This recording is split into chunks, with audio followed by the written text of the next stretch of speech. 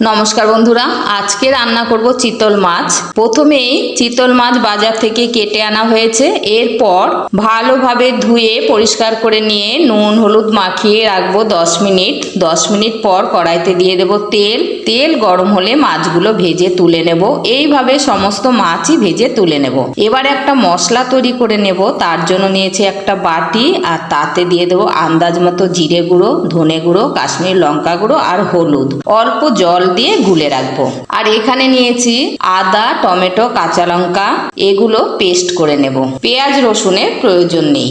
এবারে মাছ ভাজার তেলের মধ্যে দিয়ে দেবো গোটা জিরে আর তেজপাতা। একটু নাড়াচাড়া করে দিয়ে দেবো টমেটো, আদা, কাঁচা লঙ্কার পেস্ট। টমেটোর কাঁচা গন্ধ চলে যাওয়া পর্যন্ত কষাতে থাকবো কম আঁচে।